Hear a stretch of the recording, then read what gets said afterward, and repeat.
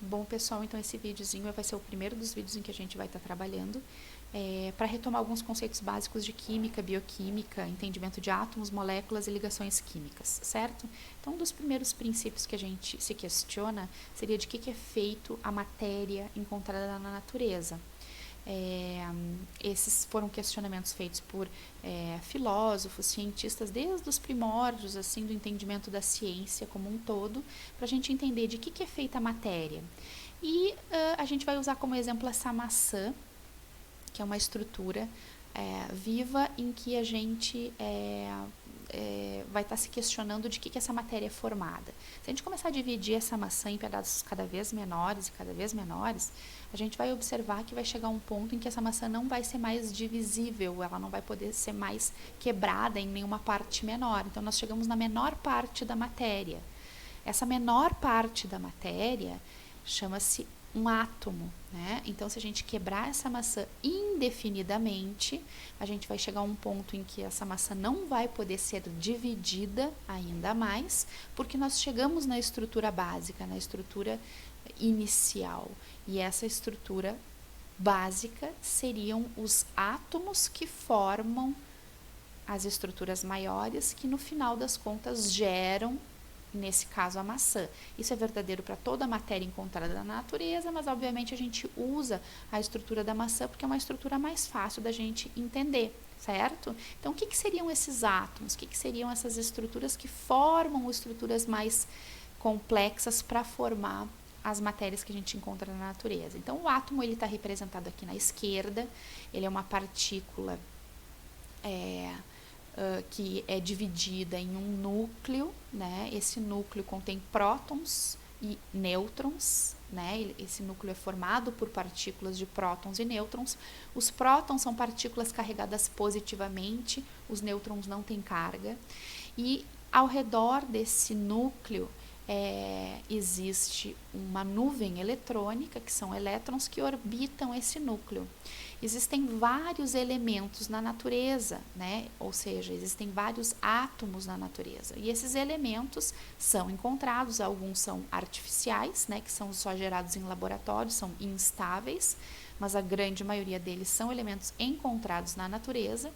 E esses elementos são representados por nomes, por siglas, e são encontrados, a gente encontra todos esses elementos na tabela periódica. Então, aqui a gente tem a representação de um elemento, né? A estrutura básica dos átomos é comum a todos eles. A gente tem um núcleo, então, formado por essas duas partículas e a nuvem eletrônica orbitando esse núcleo. A única exceção é o átomo de hidrogênio, que o núcleo não contém nêutrons, ele contém apenas um próton. Com exceção disso, todos os outros elementos, ou seja, todos os outros átomos, possuem prótons e nêutrons no núcleo e elétrons orbitando esse núcleo. A maior parte da massa do átomo vem do núcleo, porque a massa dos elétrons é muito, muito pequena comparado à massa do núcleo. Então, é a massa do núcleo que vai determinar a massa desse átomo. Cada átomo vai ter uma massa específica. Então, aqui na direita a gente pode observar que esses átomos, a gente tem 3 elementos diferentes, ou seja, 3 átomos diferentes. O oxigênio, o hidrogênio e o carbono. Eles estão aqui na sua forma isolada, né? Eles estão na forma de átomos mesmo, certo? 3 átomos diferentes. Só que esses átomos, eles não existem sozinhos, somente sozinhos, né? Eles se combinam para formar moléculas, que são essas estruturas representadas nessas duas fileiras aqui. Então, a combinação dos átomos entre si e entre elementos diferentes vão gerar moléculas. Então, aqui a gente tem a combinação, ou seja, a ligação entre 2 átomos de oxigênio, formando uma molécula de oxigênio molecular. Aqui a gente tem 2 átomos de hidrogênio, formando uma molécula de hidrogênio molecular. Aqui a gente tem um átomo de oxigênio ligado a 2 átomos de hidrogênio, formando uma molécula de água, e assim sucessivamente, etano, metano e dióxido de carbono. Então, a gente vê a diferença entre o que seria uma molécula, ou seja, a combinação de mais de um átomo ligados entre si, formando moléculas, e aqui átomos ou elementos separadamente e isoladamente. Essas moléculas que vão se organizar em estruturas mais complexas para formar matérias mais complexas, como, por exemplo, essa maçã. certo? Agora, como é que esses átomos se unem entre si? O nome dessa ligação é ligação covalente, que são as ligações que ligam os átomos entre si para formar as moléculas. Como é que acontece essa ligação que é chamada de ligação covalente? Aqui a gente tem, então, uma representação de um átomo de oxigênio e 2 átomos de hidrogênio separadamente. Eles vão se unir para formar uma molécula de água. Como é que acontece essa união?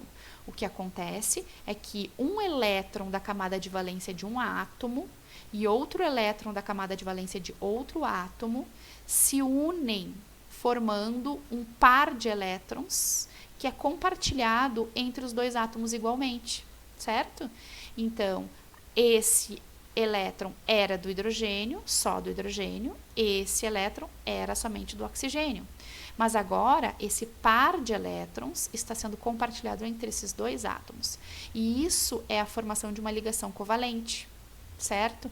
Então, aqui eu tenho um par de elétrons compartilhado entre o hidrogênio e o oxigênio, e aqui eu tenho outro par de elétrons compartilhado entre esse mesmo oxigênio e um novo átomo de hidrogênio. Então, eu formei 2 ligações covalentes, aqui uma e aqui outra, formando então a molécula de água. Quando eu represento esquematicamente, a gente coloca só um tracinho, que seria a representação da ligação covalente. Mas a gente já sabe que esses elétrons estão aqui, um par de elétrons aqui e outro aqui, fazendo sendo compartilhados entre os 2 átomos no mesmo momento, né?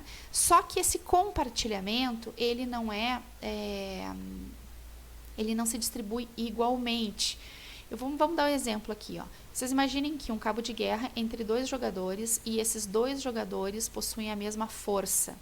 Se eles possuem a mesma força, essa estrutura que está aqui no meio da corda, ou a corda em si, ela está dividida igualmente entre os 2 jogadores. Por quê? Porque ambos possuem a mesma força, estão puxando com a mesma força para os 2 lados, então essa corda ela se distribui igualmente entre o espaço do jogador da esquerda e o espaço do jogador da direita.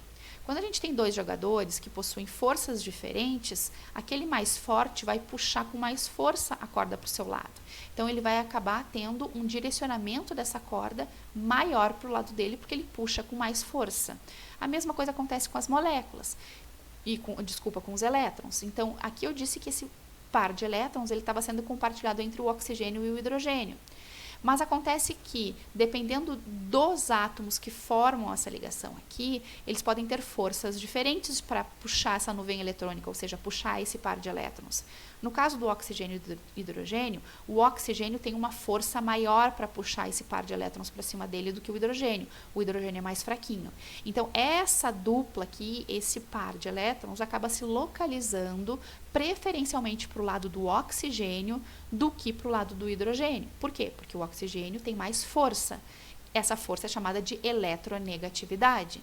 Então, aqui nós temos 2 exemplos de ligações covalentes com características diferentes. Aqui a gente tem uma ligação covalente polar, porque ela é a ligação da água, eu vou explicar por que ela é polar, e uma ligação covalente apolar ou não polar, que é uma ligação covalente do metano, e nós vamos entender agora o que acontece.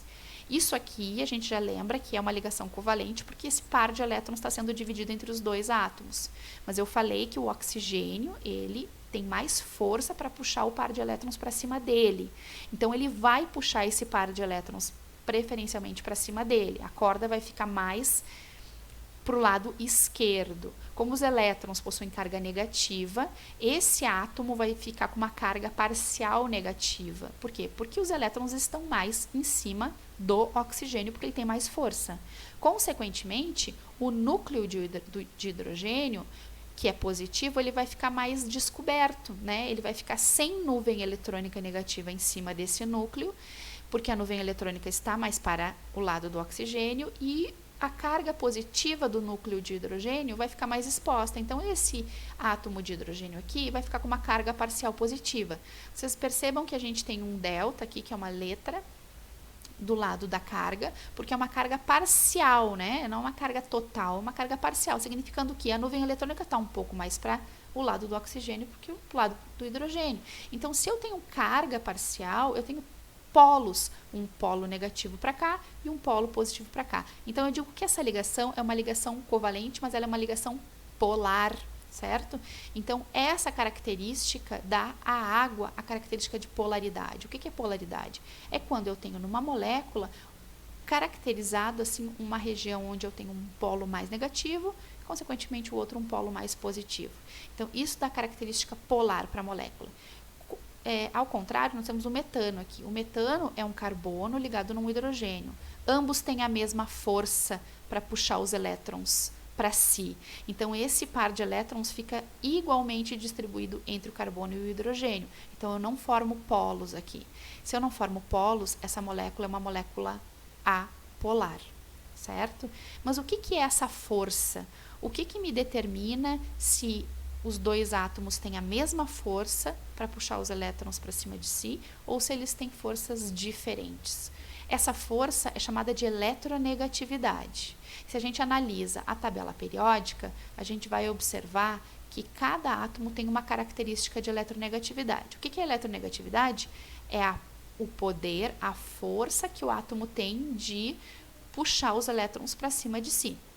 O flúor é o elemento da tabela periódica com maior eletronegatividade, porque ele tem a maior força de puxar os elétrons para cima de si. Então, a gente observa aqui que em vermelho tem uma alta eletronegatividade e em azul seriam elementos com baixa eletronegatividade, com pouca força de puxar os elétrons para cima de si. O flúor é aquele com maior eletronegatividade. Então, sempre que o flúor se ligar a um outro átomo, ele vai, através do compartilhamento de elétrons e formando uma ligação covalente, ele vai ter mais força e vai fazer uma ligação polar, covalente polar, porque ele vai ter mais força para puxar esse cabo de guerra para cima dele. Oxigênio, cloro, nitrogênio, todos esses elementos também têm uma eletronegatividade alta, não tão alta quanto a do flúor, mas eles possuem uma eletronegatividade alta, e quando eles estiverem ligados a outros átomos, eles vão formar ligações covalentes polares, sim. Então, por exemplo, o oxigênio, ao se ligar ao hidrogênio, eles têm eletronegatividades diferentes, então, forças diferentes, vai haver a formação de uma ligação polar. E assim sucessivamente. Então, a força de puxar os elétrons para cima de si se chama eletronegatividade, poder de atrair elétrons. E esse poder aumenta conforme a gente vai para essa direção na tabela periódica, certo? Então, toda vez em que a gente tiver esses átomos, nitrogênio, oxigênio, cloro e flúor, bromo também, a gente não fala muito do cloro e do bromo porque são elementos que não são muito encontrados em moléculas biológicas. Flúor também não é encontrado muito, mas a gente vai observar que oxigênio e nitrogênio são átomos muito encontrados em moléculas biológicas. E todas as vezes que eles se ligarem a outros átomos, a ligação covalente vai ser polarizada. Então, quando a gente tem o carbono ligado no oxigênio, vocês observem aqui pela coloração, eles vão ter forças diferentes de atração de elétrons. Então, essa ligação vai ser polar. Quando o nitrogênio estiver ligado no carbono, ou o nitrogênio estiver ligado no hidrogênio, vai haver diferença de força. E havendo diferença de força de atração, a gente vai ter a formação de uma ligação polar covalente. Quando não houver diferença de força, como por exemplo entre o carbono e o hidrogênio, vocês observam que os dois são verdes, o carbono e o hidrogênio são verdes, então eles têm a mesma eletronegatividade, ou seja, a mesma força. Quando eles têm a mesma força, os elétrons se distribuem igualmente, e eu formo uma ligação sem polos, ou seja, uma ligação apolar. E essa característica é muito importante a gente entender quando é que você tem uma molécula polar e quando é que você tem uma molécula apolar. Aqui a gente vai falar um pouquinho na formação de íons, que são um pouco diferentes das estruturas moleculares que a gente falou. Anteriormente, o que a gente disse? A gente disse que esse par de elétrons aqui estaria sendo compartilhado igualmente entre os dois átomos,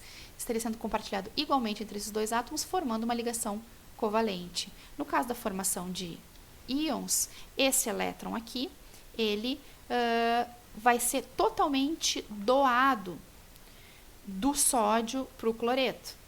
Certo? Então, esse elétron aqui, ele vai sair da órbita do sódio e vai passar para o átomo de cloro, porque a diferença de eletronegatividade entre esses dois átomos é tão grande, mas tão grande, que acaba que o cloro puxa totalmente esse elétron para ele rouba esse elétron.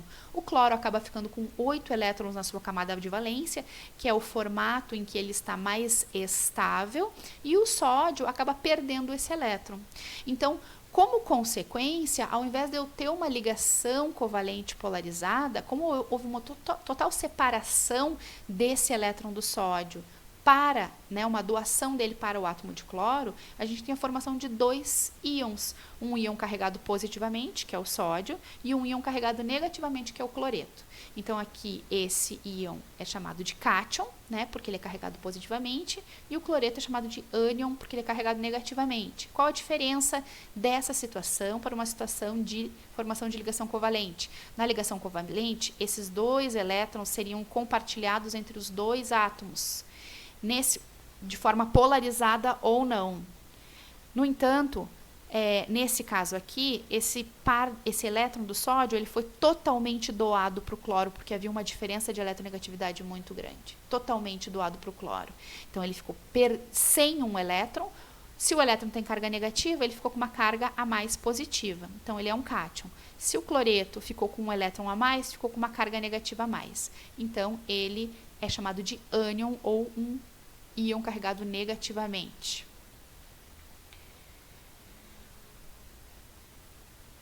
Reações químicas. Essas moléculas, elas são muitas vezes transformadas através do que a gente chama de reação química. Então, aqui a gente tem 2 moléculas de hidrogênio molecular, mais uma molécula de oxigênio molecular. Essas moléculas estão reagindo entre si para formar 2 moléculas de água. Então, houve uma transformação. O que aconteceu? Essa ligação se rompeu, essa ligação se rompeu e essa ligação se rompeu. Essas ligações se formaram, então aconteceu uma transformação. Então, uma reação química é quando você tem uma transformação de moléculas. Algumas ligações se quebram, outras ligações se formam. Então, eu transformo algumas moléculas em outras. Essa transformação, ela é muitas vezes representada nessa forma, em que nós colocamos ou escrevemos os reagentes do lado esquerdo da equação, através de uma flecha, e colocamos os produtos do lado direito da reação, certo? Então, o que aqui eu estou me representando? Que aqui eu tenho uma molécula de hidrogênio molecular, ou seja, 2 átomos de hidrogênios estão ligados entre si, formando o hidrogênio molecular. Só que eu tenho 2 unidades de cada um. Aqui eu tenho uma unidade, aqui eu tenho outra unidade. E eu tenho apenas uma unidade de oxigênio molecular, o O2, que é essa unidade aqui. Então, através dessa transformação química, né, que depois a gente vai entender quando é que essas reações, quando é que essas transformações acontecem, é necessário energia, muitas vezes, para que essa reação aconteça, mas esse oxigênio, então, ele vai ser também um dos reagentes, e essa flecha, ela indica uma transformação, e essa transformação gera os produtos, né, que são representados aqui por 2 moléculas de água. Então, aqui 2 moléculas, porque eu tenho uma unidade, outra unidade, da molécula de água que é formada por H2O. Então, a gente tem reagentes e produtos. Por hoje seria só, ficamos por aqui, então.